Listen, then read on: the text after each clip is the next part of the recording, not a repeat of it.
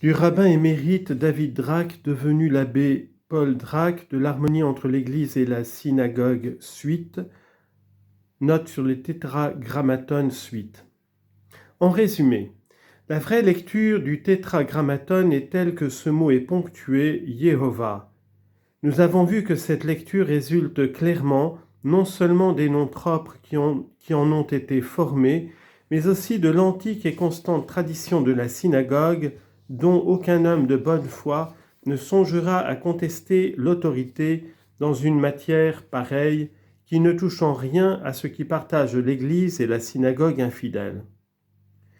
Quelques protestants rejettent avec mépris la lecture Yehovah parce que, prétendent-ils, cette manière de prononcer le nom ineffable est une invention d'un moine du XVIe siècle, Petrus Galatinus, et qu'avant lui, on l'ignorait entièrement.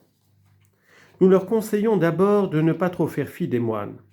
L'auteur de la réforme qu'ils ont embrassée avec tant de passion a longtemps porté le froc. Et plût à Dieu qu'il ne leur eût légué que la prononciation assez indifférente en elle-même d'un mot hébreu. Quoi qu'en dise Drusius, le salut de l'âme n'est nullement intéressé à cette question purement grammaticale.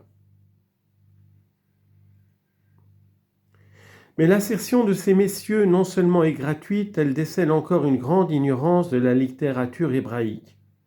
La lecture Yehovah a été donnée avant Petrus Galatinus par Ficino, avant celui-ci par Denis le Chartreux, avant celui-ci par Porchetti, avant celui-ci par l'auteur d'un commentaire latin sur les psaumes, commentaire si ancien que plusieurs l'ont attribué à saint Jérôme. Avant celui-ci par les Juifs qui s'en sont transmis la tradition d'âge en âge, et avant tout ceci par Rachel, qui la première donna à son enfant un nom tétragrammatophore, en expliquant clairement son intention. Le texte dit « Et elle appela son nom Yosef, Yeroseph, Joseph, en disant que Yehovah m'y ajoute un autre fils. »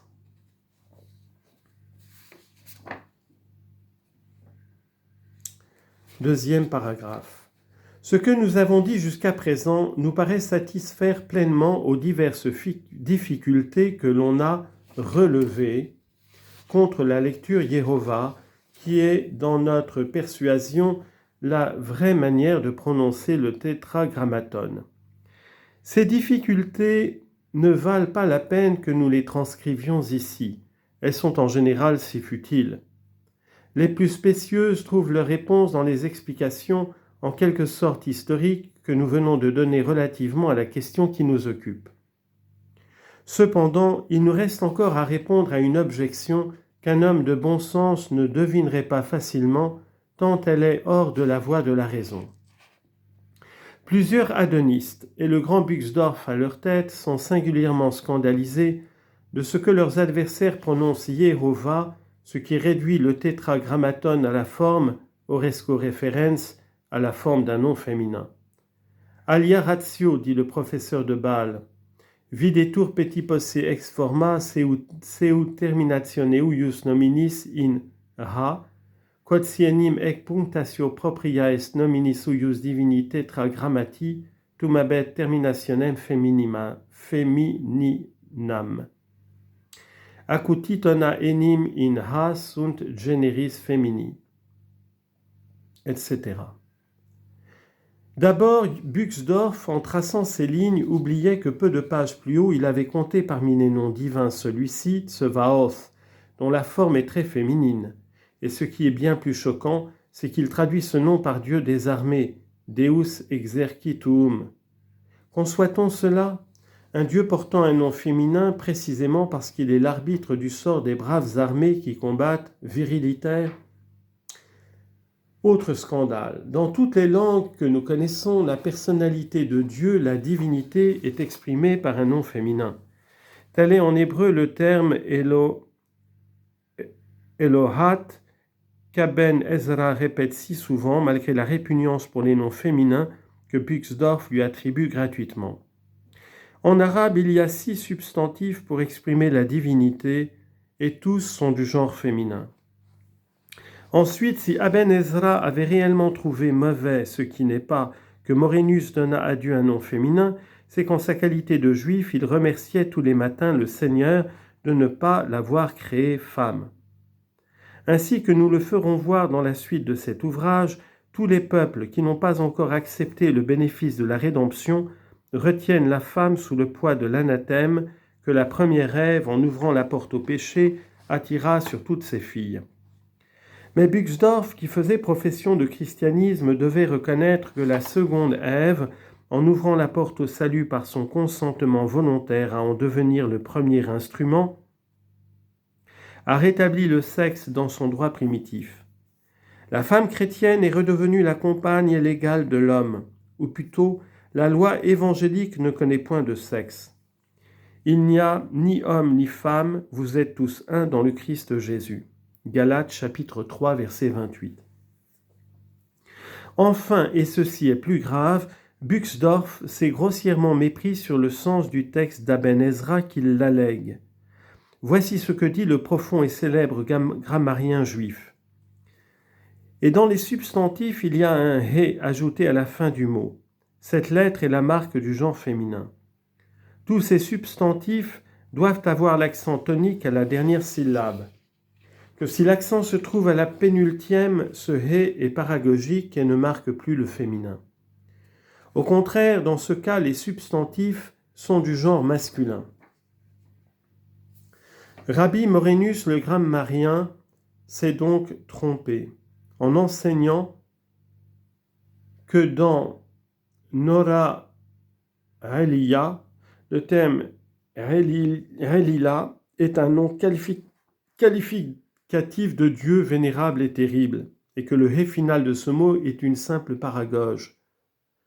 Il dit encore que ce mot est comme l'adjectif Halion excelsus, très haut, aussi bien que le terme moral qui dérive du verbe rala, monter, ayant pour formartives les lettres mem vav sur le paradigme du nom mem vav resh kaf, timidité.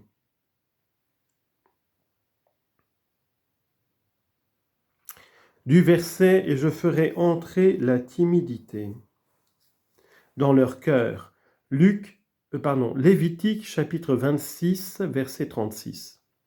Chapitre 26 verset 36. Et plaise au ciel qu'il ait eu lui-même assez de timidité dans le cœur, et que sa main n'ait pas eu assez de hardiesse pour écrire que Dieu est qualifié à la manière des substantifs féminins.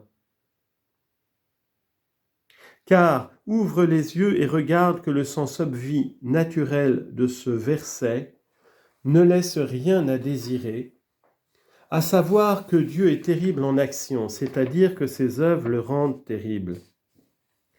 La critique d'Aben Ezra ne tombe donc pas sur ce que Rabbi Morénus aurait attribué à Dieu un nom de forme féminine, puisqu'il dit au contraire que dans He Lila, le He est paragogique, ce qui nécessairement en ferait un nom masculin. Ce qu'il blâme dans son adversaire, c'est d'avoir changé de cette manière en qualificatif masculin un nom qui est véritablement féminin.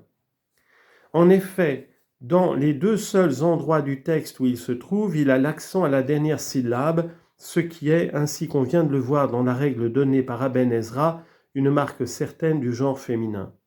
Or, changer ce mot en qualificatif, c'est vouloir en dernier résultat mettre au féminin les qualificatifs qui se rapportent à Dieu, chose qui serait contraire à la grammaire générale, à l'usage de toutes les langues qui mettent le qualificatif au même genre que le nom qualifié. Aben Ezra n'a donc pas voulu déprécier les noms à terminaison féminine. Nous ajouterons une réflexion qui paraît avoir échappé à Buxdorf et aux autres contempteurs de la terminaison féminine. Il n'y a rien de plus masculin qu'un père. D'un autre côté, on sait quel respect les Juifs portent à leurs pères, à leurs ascendants, à leurs ancêtres. Ils visitent souvent leurs tombeaux, prient pour eux et demandent en retour le secours de leurs prières. Eh bien, le croirait-on, le terme hébreu qui signifie père, ascendant, ancêtre, en un mot, le pluriel de Av, père, a une terminaison féminine, avot. Plusieurs grands hommes du peuple hébreu portaient des noms féminins. Yehuda, Judas, Yona, Jonas, Ezra, Esdras. Sans parler de toutes les contractes de Yého en Ya, par exemple pour Yeshayahu, Isaïe, Yirmeyahu, Jérémie, etc.